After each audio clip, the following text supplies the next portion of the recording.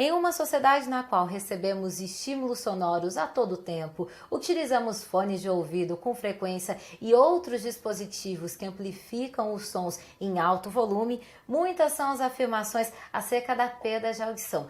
Mas quais delas são verdadeiras de fato ou se tratam apenas de boatos? Em busca dessas definições, hoje o nosso programa veio mais uma vez visitar a doutora Sandra Bastos, ela que é otorrinolaringologista. Doutora, obrigada por nos receber. Obrigada. E hoje a dinâmica do nosso encontro é um pouco diferente. Ao invés de apenas lhe fazer perguntas diretas, nós selecionamos uma série de afirmações que são repetidas com muita frequência e a doutora vai me dizer, primeiramente, se é mito ou se é verdade, depois nos explica o porquê. Tá Combinado? ótimo, combinado. Começa agora o quadro Mitos e Verdades sobre perdas auditivas. Vamos lá, a primeira afirmação. Apenas idosos perdem a audição, é mito ou é verdade? É mito. A perda de audição ela não escolhe idade. Desde um recém-nascido, ele já pode nascer com perda de audição ou ela pode aparecer, na verdade, em qualquer época da vida. Então você tem as causas diversas para isso, então não existe idade para ter perda de audição. Utilizar muito o fone de ouvido pode diminuir a capacidade auditiva? Mito ou verdade?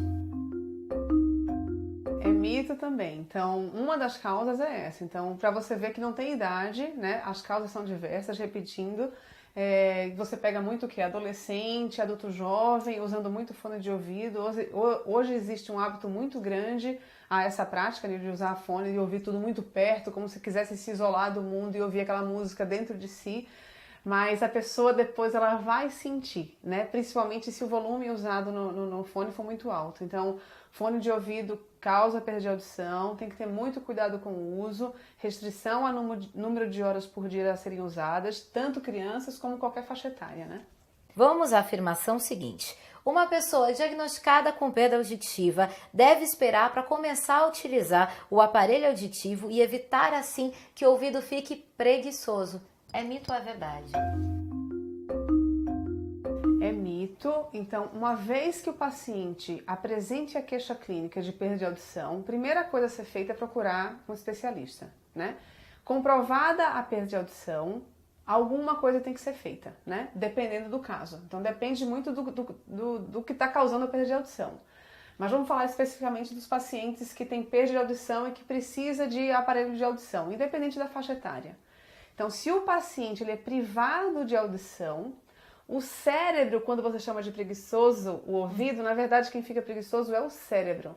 Na verdade, ele deixa de compreender o que está sendo falado e quanto mais tempo se passa para uma adaptação, mais o cérebro deixa de entender aquilo ali. Então, o tempo é precioso. Uma vez diagnosticado, perda de audição tem que ser resolvida. Quanto mais tempo demora, mais sofre o ouvido, a gente tem que falar que sim, mas em consequência o cérebro também. Na próxima afirmação, eu tenho certeza que você que nos assiste vai lembrar de alguma cena parecida. Ao tentar se comunicar com uma pessoa que tenha comprometimento auditivo, a melhor forma é gritar para que ela entenda melhor. É mito ou é verdade? É mito. Então tem-se esse hábito realmente de quando a pessoa não escuta, você fala mais alto achando que você vai atingir o nível de audição dela. Mas o que acontece é que junto com a perda de audição vem uma coisa que chama recrutamento auditivo, principalmente se a lesão for coclear, ou seja, no órgão responsável pela audição. Então, quando a pessoa tem alguma perda de audição, a orientação melhor é falar de frente e num tom de voz que seja... você vai percebendo, né, o quanto que ela consegue escutar, dependendo da intensidade que você coloca. Mas não gritar, porque senão o paciente pode até falar, nossa, tá doendo. Então, evite gritar com pacientes que não escutam. Perdas auditivas não têm solução. Mito ou verdade, doutora? É total um mito, né? Então, se o paciente tem perda de audição, então, primeira coisa é saber o que está levando à perda de audição. Então, tem desde cirurgia, que pode ser feita, né? A uso de aparelhos de audição. Se o paciente tem uma perda tão intensa, ou seja, que a gente chama de profunda, que nem indicação de prótese auditiva ele tem, existe ainda o implante coclear. Então, você vê que tem uma gama de opções, né, a serem resolvidas, né, tanto em qualquer faixa etária, Então, cirurgias, aparelhos e implante coclear. Pessoas com dificuldades auditivas sempre terão problemas para falar ao telefone. Mito ou verdade? Hoje em dia eu diria que é um mito, né? Existe a tecnologia muito avançada em relação a isso, principalmente do ponto de vista de aparelhos de audição, né? Então, não são todos, mas tem alguns, né, que são os mais tecnologicamente desenvolvidos de fato, que eles dão essa capacidade para o aparelho. Então, o paciente ele usa o telefone sem absolutamente nenhuma dificuldade mesmo.